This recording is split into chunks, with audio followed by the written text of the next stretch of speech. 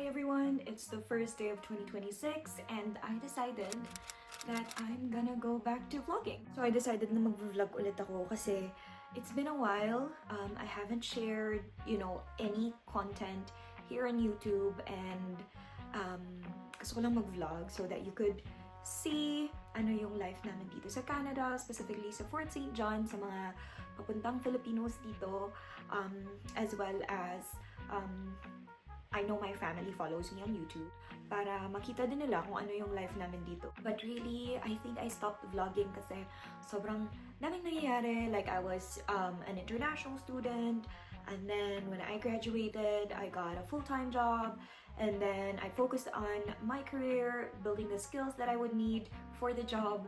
And grabe yung stress because we were also applying for our permanent residency. I am happy to say that after almost 4 years of our stay here in Canada, we have received our permanent residency. So I'm gonna bring you with me sa first day ng taon. Yeah, stay tuned! So guys, sa mga last na vlog ko, wala pa kami dito. But now, this is where we live. Ganyan yung itsura ng bahay namin, townhouse. And so we are in a different neighborhood right now. We're not in the downtown, but we are very close to Snowy's school, future school. Kasi dito sa Canada, hindi siya like the Philippines where, say for example, yung address ko is nasa Imus, pwede ako pumunta ng Dasma to go to school. Hindi ganyan dito. Yung mga bata dito, kung saan yung pinakamalapit na school, dun dapat sila mag-enroll. Pwede naman sa iba, but it's case-to-case basis. But usually, ganun dito sa Canada. So it is very important that you pick a neighborhood na kung saan yung gusto mong school for your child. Edsel doesn't know it yet, pero yeah, he doesn't know that I'm vlogging.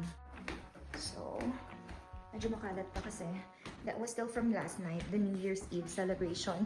So may mga food pa kami dyan kasi nag-brunch kami kanina. But, sa Edsel naglalaro. But yeah, kapal ng snow dito. So, and nag-snow pa kanina ng mga 20 cm. And we have here my walking pad.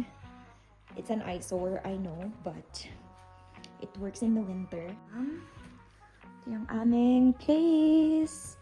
I know, medyo makalat. Actually, this one is Edsel's gift for me, an espresso machine, but it's broken. So we're gonna ship it back to Amazon. Ayan. Babalik namin ito sa box mamaya, and then we're gonna ship it out. He's gonna ship it out tomorrow. So ayan. This is our home for the past year. Cute, diba? It's very child-friendly. The neighborhood is really nice. And so I have no complaints.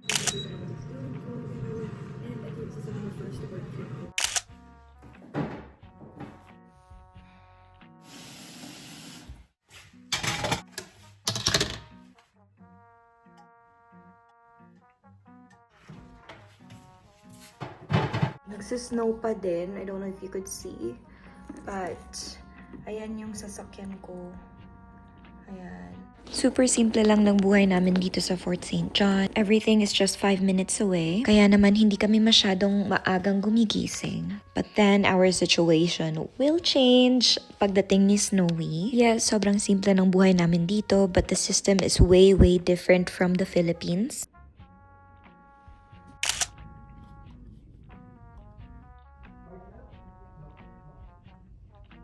Dito sa Canada o kahit saan man sa abroad, dapat talaga yung both parents nag-work. Grabe yung hustle culture nila dito. Lalo na pag immigrant ka, iba talaga ang buhay. Magiging independent ka talaga kasi you're just a paycheck away from homelessness. Pero kung magsusumikap ka naman at masipag ka sa buhay, maraming opportunity for you here. Hindi madali ang buhay dito sa abroad, pero this is one of the greatest blessings na naibigay sa amin ni Lord. And this move from the Philippines is what we think is the best for our family and for Snowy. By the way, where we are in Canada, we are already in the northern part. And so, ganito yung Filipino food namin, fish namin, puro frozen. Isa din sa mga cons dito is mahal talaga yung mga bilihin kasi ita-transport pa dito sa north. Kaya hopefully in the future, makalipat kami kung saan may mga fresh na seafood and kung saan hindi masyadong mahal yung mga groceries. Kani. Espresso.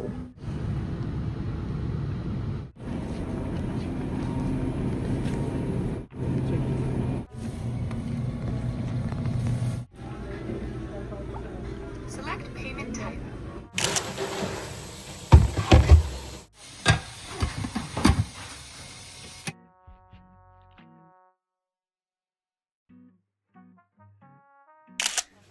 Hey, it's negative 23 outside today. So by the way, we have heaters here. So every room has a heater. Let's go. Patayin lang natin yung ilaw. These are the boots that I'm gonna be wearing. Kasi magsusnow daw ngayon. And then, yun nga, the other day, it snowed so hard that the roads are kinda icky. So, oh yeah, nga pala, we have double doors. Here in Canada, this is pretty common kasi dito pa lang medyo malamig. So that when you come in to your house, hindi siya ganun kalamig. And then we have these jackets right here and shoes. So yeah, we're heading out. There's the car. Lock ko lang yung pinto. Ito yung car. And as you can see, nakasaksak siya. So, ganito dito sa amin. Sinasaksak yung sasakyan. So, heater. Heater? Ang tawag doon. But yeah. Yan. Whoop! Kung hindi naman makapal yung snow, na ganyan ko lang siya.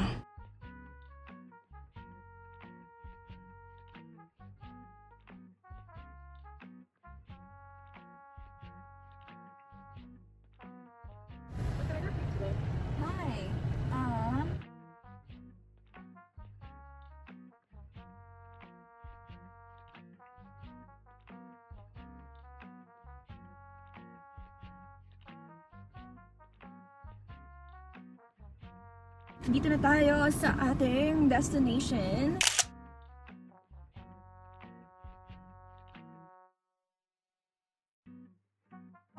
We are here sa Kin Park. This is my favorite park here in Fort St. John, and I got my hot drink as well as my pastries. So I really like this park. Like, maganda siya sa summer, sa fall, sa spring, and even winter. And sobrang lawak niya. Actually, meron pa doon. May pond area pa sila. And then, meron silang area for kids. Like, 3 or 4 areas for kids. Meron din silang pang skateboard or something. Try natin maglakad-lakad later. Wala naman sigurong bear na nakaabang sa atin dito. Magpa-park ako dun sa kabilang side ng park.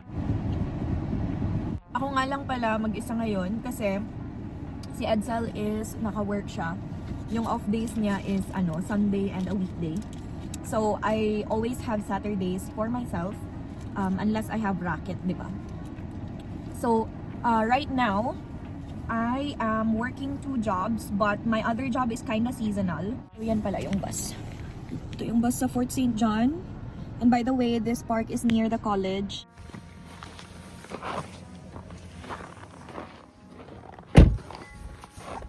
Ito yung parang pavilion nila.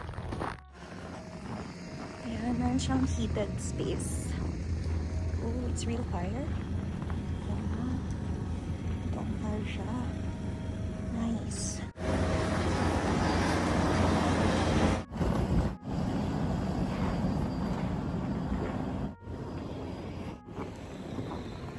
This is Frozen John.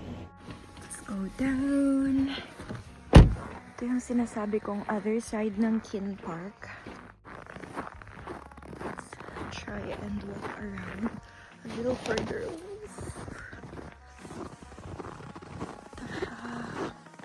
So nice. Sana naman walang bear. Wala naman siguro. Yeah, it's like this. I don't wanna go further. Kasi ako lang yung tao. This place is actually so beautiful, especially in the winter. And alam nyo ba na hindi lang sa Lapland kayo makakakita ng Aurora Borealis na super lakas? We also have Aurora Borealis here in our small city in the north. Almost every change of season nagpapakita siya. And I kid you not, sobrang ganda talaga ng Aurora Borealis. So I am back home and I think that sums up the vlog. So if you have video suggestions or if may something na curious kayo about Fort St. John or Canada in general, let me know and I can hopefully, answer your question or make a video about it. So yeah, yun lang. Hanggang sa muli. Bye!